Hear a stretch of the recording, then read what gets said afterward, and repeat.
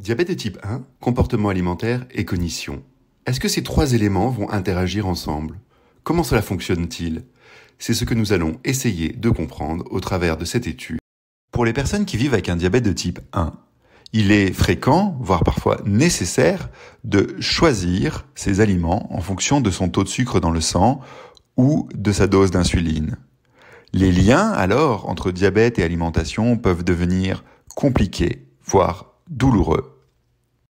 Manger est un acte pour le moins complexe qui fait intervenir différents éléments de régulation ou de contrôle, tels que des hormones provenant du système digestif, mais aussi des éléments du cerveau contrôlant le plaisir et la motivation. Et enfin, ce que l'on appelle les fonctions cognitives, qui sont en quelque sorte les logiciels de notre cerveau, nous permettant de prendre des décisions. De plus en plus d'études montrent le rôle important des mécanismes en lien avec le glucose et l'insuline sur la modulation de ces différents éléments de contrôle. Il a été montré que chez le patient vivant avec un diabète de type 1, il pouvait exister des altérations dans le fonctionnement de ces logiciels. Et ces altérations pourraient être dues à des hypoglycémies profondes ou des hyperglycémies chroniques, mais aussi une plus longue durée de la maladie ou un taux plus important de complications.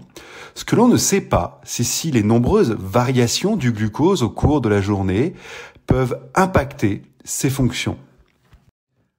Ainsi, l'objectif de notre étude est de mieux comprendre comment ces variations du glucose sanguin et surtout la fréquence de ces variations peut aller influencer, modifier les logiciels de notre cerveau et notre comportement alimentaire et ainsi influencer nos capacités d'autogestion dans le diabète de type 1.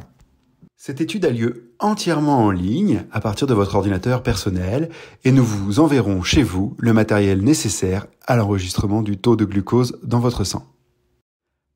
Après une première rencontre virtuelle, vous devrez porter pendant 10 jours un capteur qui enregistrera le taux de glucose dans votre sang en continu. Durant cette période de 10 jours, vous devrez participer à 3 sessions de questionnaires et de tests en ligne, chaque session durant en moyenne 45 minutes. Enfin, durant cette même période de 10 jours, vous devrez compléter un journal alimentaire dit intelligent, et ceci à l'aide de votre téléphone portable. Les résultats de ces différentes mesures seront analysés en comparant ces résultats chez les participants avec une forte variabilité du taux de sucre dans le sang aux participants ayant une plus faible variabilité de ces taux de sucre. Pour cette étude, nous sommes donc à la recherche de 150 personnes âgées entre 18 et 65 ans et présentant un diabète de type 1 depuis plus d'1 an. Ces personnes doivent également avoir une hémoglobine glyquée entre 6,5 et 9%.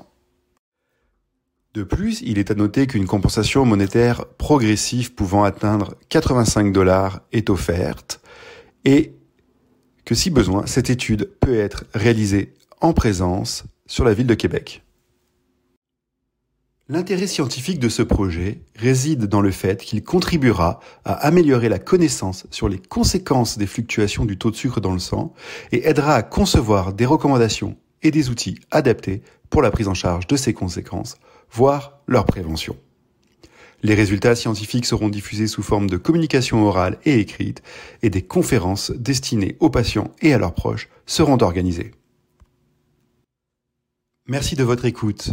Notre étude vous intéresse? Vous souhaitez en savoir plus? Contactez-nous à équipe.iceta@commercial.criucpq.ulaval.ca.